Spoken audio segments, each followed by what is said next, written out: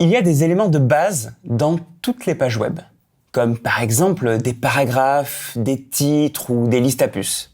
Et en plus, ça tombe bien parce qu'ils sont vraiment super faciles à utiliser, vous allez voir.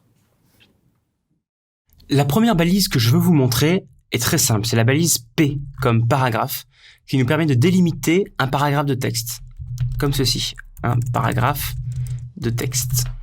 Et on la ferme plus loin avec /P pour dire voilà, ça c'est la fin de mon paragraphe.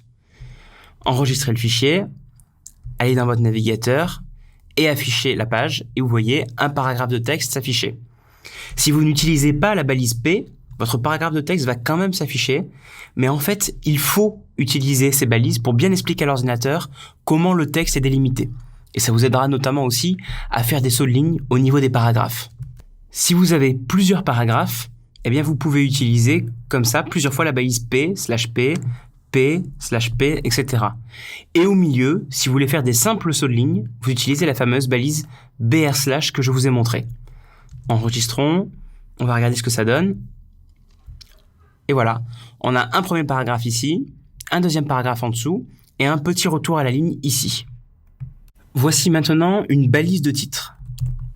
H1 délimite un titre. Par exemple, là je vais écrire mon titre jusqu'à /H1. Donc ici, ça, c'est un titre à l'intérieur de la page. Il faut savoir qu'il existe des balises H1, H2 jusqu'à H6 en fonction du niveau de titre. Je vais toutes vous les montrer d'un coup. Voilà, H1, H2 à H6. Les titres principaux sont H1, sous-titre H2, sous-sous-titre H3, etc. Vous avez compris le principe. Si je vous montre à quoi ça ressemble, j'actualise ici. Et vous voyez que plus le titre est important, plus il est écrit en gros par défaut. Alors ne vous y trompez pas. Ce n'est pas parce que le titre est écrit en gros ou en moins gros que vous devez choisir H1, H2, H3. Choisissez H1 juste parce que vous voulez dire ça c'est un titre et H2 parce que ça c'est un sous-titre. Et si vous voulez changer précisément la taille du texte, on utilisera l'autre langage, le fameux CSS. Ce sont vraiment deux choses différentes. Voici un exemple de page un petit peu plus structurée, où vous voyez d'abord un titre, bienvenue sur Open Classrooms, /H1, un paragraphe, un sous-titre, paragraphe, sous-titre, paragraphe, etc. J'enregistre et j'obtiens exactement ce résultat. Vous voyez le titre principal, les sous-titres et les paragraphes à l'intérieur. Si vous commencez à organiser votre code comme ça, bien structuré avec des titres, des paragraphes, etc., vous êtes dans la bonne voie. Voici maintenant quelques balises que l'on utilise pour mettre en valeur le texte. On les retrouve en général dans les paragraphes. Par exemple ici, soyez indulgents, avec la balise EM, veut dire ce texte est un petit peu plus important que le reste du texte. Si on teste ce code, on voit voilà, que soyez indulgents est maintenant écrit en italique pour le mettre un petit peu en valeur. Il y a d'autres balises. Par exemple, si à la place de EM, je mets strong, là, c'est une plus grosse mise en valeur. Et le texte, maintenant, est généralement écrit en gras. Vous avez aussi la balise mark, comme ici, qui sert en fait à mettre votre texte, ici, surligné. Par défaut, ici, il est surligné en jaune. Un petit peu plus compliqué maintenant, les listes à puces.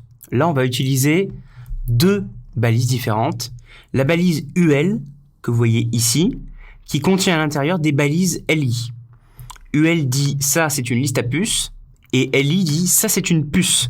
Et donc on a 3 puces dans cette liste à puces. Et il faut bien les imbriquer, comme je viens de le faire ici à l'écran. Si on teste ce code, voilà, on obtient une liste à puces. Ça c'est un LI, ça c'est un LI, ça c'est un LI.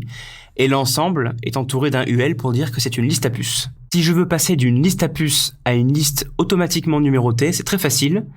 Il me suffit ici de remplacer UL par OL, donc c'est OL/OL. J'enregistre, j'actualise, et voilà, automatiquement, la liste à puces est numérotée 1, 2, 3, etc. Vous venez de voir quelques balises de base du langage HTML comme P pour les paragraphes, H1, H2 pour les titres, ou UL, OL pour les listes à puces. Si vous vous inquiétez de ne pas tout retenir, sachez que ce n'est pas vraiment très grave, parce que au pire, vous pouvez revenir dans ce chapitre pour les retrouver. Par contre, ce qui compte, c'est que vous pratiquiez en même temps que moi. C'est vraiment comme ça que vous allez retenir. Et c'est justement ce que je vous propose de faire dès le prochain chapitre.